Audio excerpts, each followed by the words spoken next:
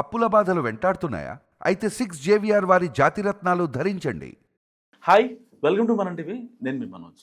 YCP హయాంలో ప్రస్తుత AP CM Chandrababu Naidu గారి పైన కొన్ని కేసులు పెట్టారు. సో ఇప్పుడు వాటిని మాఫీ చేసుకుంటున్నారు, ఎలాగో ఈయన సీఎంగా ఉన్నారు కాబట్టి అని వైసీపీ ఆరోపిస్తుంది. అసలు ఏది నిజం మాట్లాడదాం మనతో పాటు ప్రముఖ అనలిస్ట్ కట్టా కార్తీక్ గారు. నమస్కారం సార్. నమస్కారం. ఏంటి సార్, నిజంగా చంద్రబాబు నాయుడు గారు ఉన్న కేసులు ఆయన ప్రభుత్వం అధికారం అడ్డం పెట్టుకొని మాఫీ చేసే అసలు అవకాశం ఉందంటారు అసలు టెక్నికల్గా? నిజానికి వైసీపీ అధికారంలో ఉన్నప్పుడు చంద్రబాబు నాయుడు గారి మీద 15 కేసులు పెట్టారు. చంద్రబాబు నాయుడు గారు వైసీపీ పెట్టిన కేసులు కాక 2 కేసులు మాత్రం ఎఫ్ఐఆర్ అయి ఉన్నాయి. ఒకసారి ఉమ్మడి ఆంధ్రప్రదేశ్లో ప్రతిపక్ష నాయకుడిగా ఉన్నప్పుడు మహారాష్ట్ర వాళ్ళు బాబ్లీ ప్రాజెక్టు కడుతున్నారు, దానివల్ల తెలంగాణకు అన్యాయం జరగబోతుంది అని చెప్పేసి తెలంగాణ ప్రాంత నాయకులతో కలిసి ఆందోళన చేశారు నాందేడ్ వెళ్ళి.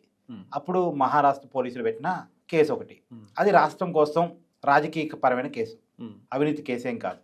రెండోది కూడా అలాంటి కేసే ఉంది. ఈ 2 తప్ప చంద్రబాబు నాయుడు గారి మీద వేరే కేసులు ఏమీ లేవు.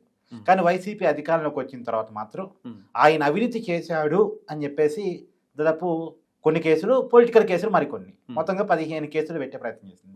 నాకు తెలిసి అవినీతి చేశాడనో 7-8 కేసులు పెట్టింది. చంద్రబాబు నాయుడు గారిని అరెస్టు చేసినటువంటి తర్వాత స్కిల్ డెవలప్మెంట్ కేసులో చంద్రబాబు నాయుడు గారు అరెస్ట్ జరిగింది. ఆయన అరెస్ట్ చేసి జైల్లో 53 రోజులేమో పెట్టారు.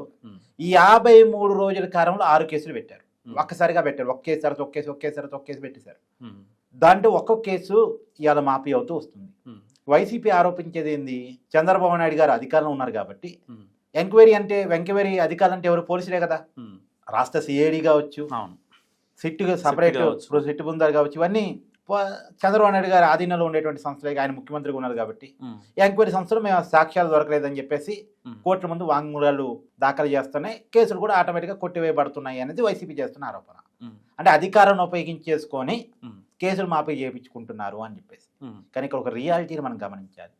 వైసీపీ అధికారంలో ఉన్నప్పుడు చంద్రబాబు నాయుడు గారిని అరెస్ట్ చేశారు కదా, అరెస్టు చేసిన తర్వాత సరైన సాక్ష్యాధారాలు చూపించలేదని ఆనాడే కోర్టు వైసీపీకి ముట్టికాయలు వేసింది, ఆ ప్రభుత్వానికి అప్పుడు అధికారికి. 1. 2, చంద్రబాబు నాయుడు గారి కేసుల్లో సహజంగా ఏం చేస్తారు, కేసు పెట్టి ఎఫ్ఐఆర్ బుక్ చేసిన తర్వాత నెక్స్ట్ కోర్టు ఛార్జ్షీట్ వేస్తారు.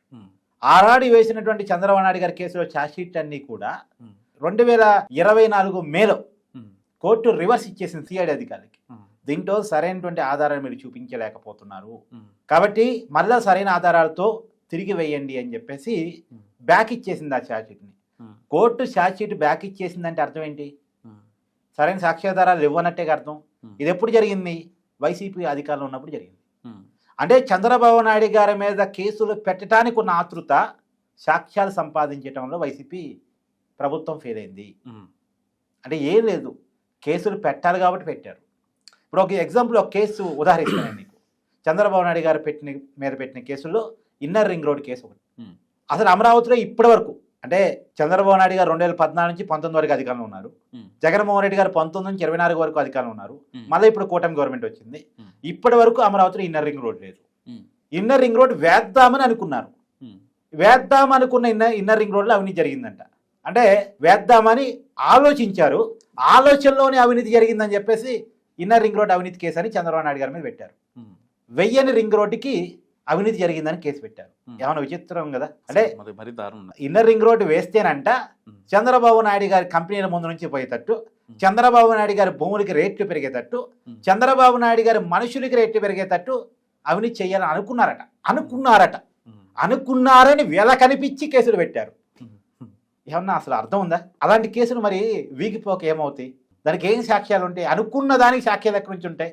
జరిగిన దానికి సాక్ష్యాలు ఉంటాయి, అనుకున్న దానికి ఉండవు కదా. అనుకున్నారని కేసు పెట్టారు. తర్వాత ఇంకో కేసు చెప్తా, లిక్కర్ కేసు పెట్టారు. ఇప్పుడు వైసీపీ లిక్కర్ కేసు చూస్తున్నాం కదా, 3,500 కోట్ల కుంభకోణం వైసీపీ ప్రభుత్వంలో జరిగింది, లిక్కర్ కుంభకోణం అని. కానీ వైసీపీ అధికారంలో ఉన్నప్పుడు చంద్రబాబు నాయుడు గారి మీద కూడా లిక్కర్ కేసు పెట్టారు. ఈ కేసు ఏందో తెలుసా? ఎస్పీఓఏ రెడ్డి గారని ఉండేవారు, కాంగ్రెస్ సీనియర్ నాయకుడు, టీడీపీలో కూడా జాయిన్ అయినట్టున్నారు. తర్వాత ఇప్పుడు లేరు పాపం ఆయన సంబంధించిన డిస్టిలరీకి వాళ్ళేదో గవర్నమెంట్కి కొంత బాకీ ఉన్నారు, వాళ్ళు కొంత ఫైన్ వేశారు. ఆ ఫైను ఆ బాకీను విడతల వారీగా కట్టుకోవడానికి చంద్రబాబు నాయుడు గారి ప్రభుత్వం అవకాశం ఇచ్చింది. విడతల వారీగా కట్టుకోవడానికి. ఇప్పుడు నువ్వేదైనా బిల్లు కట్టలేకపోయావు అనుకో, 1 టైం సెటిల్మెంట్ అనేది ఉంటుంది తెలుసా నీకు? ఆ 1 టైం సెటిల్మెంట్ కింద కొన్ని వెసులుబాట్లు ఇస్తారు. ఒక్కసారిగా కట్టలేనప్పుడు సరే 2-3 విడతల్లో కట్టు, దానికి ఇంట్రెస్ట్ తీసేస్తాం, అసలైతే కట్టు ముందు అనే వన్ టైం సెటిల్మెంట్ చేసుకుంటారు. అది అవినీతి ఎక్కడ అవుద్ది అంటే ఎస్పీవై రెడ్డి గారి సంబంధించిన డిస్టిలరీకి, అంటే కర్నూలు సంబంధించిన నాయకుడు, ఆయన రాయలసీమ సంబంధించిన నాయకుడు, ఆయన సంబంధించిన డిస్టిలరీకి ఆయన కట్టాల్సిన ఫైన్ ఏమి తీసివేదా, ఫైన్ కట్టొద్దు మేము మాఫీ చేస్తున్నాం అని చెప్పలే, అది విడతల వారీగా కట్టండి అని చెప్పడం కూడా అవినీతట. ఏమన్నా కేసు అయింది. తర్వాత మెయిన్ కేసు చంద్రబాబు నాయుడు గారిని అరెస్ట్ చేసిన case skill development case. Skill development case మొదట్లో ఏమన్నారు, 369 కోట్లు ఎంతో అన్నారు, తర్వాత 280 కోట్లు అన్నారు, చివరికి 17 కోట్లు అన్నారు. 17 కోట్లు ఎక్కడ, 280 కోట్లు ఎక్కడ, 369 కోట్లు ఎక్కడ, సంబంధం ఉందా అసలు? లేదు. అంటే సంపాదించలేకపోయారన్నట్టే ఆధారాలు.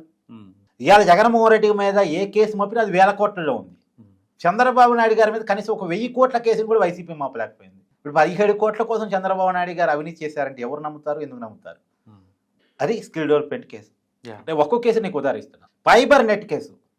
ఫైబర్ నెట్ అంటే ఇంటింటికి నెట్, ఫైబర్ నెట్ ద్వారా ఇంటర్నెట్ని తీసుకెళ్ళాలి, దానికి ఓటీటీని అనుసంధానం చేయాలి, టీవీ కనెక్షన్ అనుసంధానం చేయాలి, ప్రతి ఒక్కరికి కూడా టెక్నాలజీని అందుబాటులో తీసుకురావాలి చీప్గా ప్రభుత్వం ద్వారా అని చెప్పేసి ఆ రోజుల్లో అనుకుంటే, దాన్ని కొనసాగించకపోగా వైసీపీ దాన్ని దుర్వినియోగం చేసింది.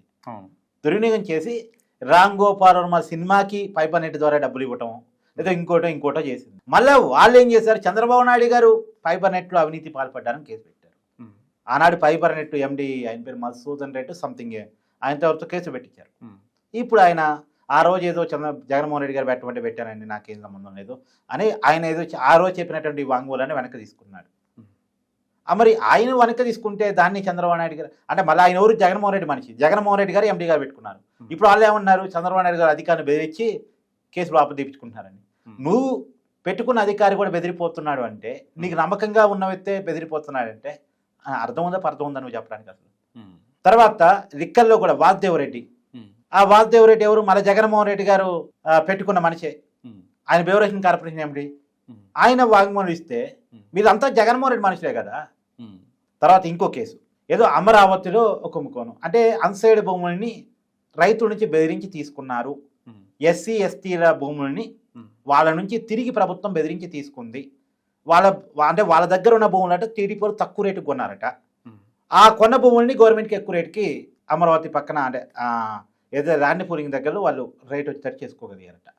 అంటే ముందుగా ట్రేడింగ్ చేసుకున్నారు. ఇది వాళ్ళ మీద నమోదైనటువంటి కేసు. ఇప్పుడు అది ఎవరు చెప్పాలి, రైతులు చెప్పాలి. ఆ రైతులే మా దగ్గర ప్రభుత్వం కానీ టీడీపీ నాయకులు కానీ ఎక్కడాంటి బెదిరింపులతో మా కాడ భూమి కొనలేదు అని పెట్టి, అంటే వాళ్ళు చెప్పిన తర్వాత ఇంకా కేసు ఎక్కడి నుంచి వస్తుంది మీకు? కాబట్టి వైసీపీ కేసులు పెట్టేటప్పుడే సరైన కేసులు పెట్టలేకపోయింది, పెట్టిన కేసులకి ఆధారాలు చూపించలేకపోయింది, ఆధారాలు చూపించలేదని ఛార్జ్షీట్లు రివర్స్ అయ్యాయి, ఆధారాలు చూపించలేదని మొట్టికాయలు పడ్డాయి వైసీపీ అధికారంలో ఉన్నప్పుడే. దానిని ప్రజలు నమ్మలేదు, చంద్రబాబు నాయుడిని అరెస్ట్ చేయడానికి ప్రజలు జీర్ణించుకోలేదు, అందువల్లే వైసీపీ ఓడిపోవటానికి అదొక కారణం, ప్రధానమైన కారణం. ఇన్ని తెలుసు కూడా ఇంకా చంద్రబాబు నాయుడు గారి కేసులు ఆయన ఏదో మాఫీ చేసుకుంటున్నాడు అని అంటే ఎంత విడ్డూరంగా ఉంది. నిజానికి ఒకటి మాత్రం నిజం, ఎవరి అధికారంలో ఉంటే అధికారం ఉన్న వాళ్ళ చేతిలో వ్యవస్థలు ఉంటాయి, వ్యవస్థలు ఉంటాయి కాబట్టి సహజంగా వాళ్ళ మీద పెట్టుకున్న కేసులు కొంత మాఫీ చేపించుకుంటాం. ఏ రాజకీయ పార్టీ అయినా అధికారంలో ఉన్నప్పుడు చేసే పని సహజంగా.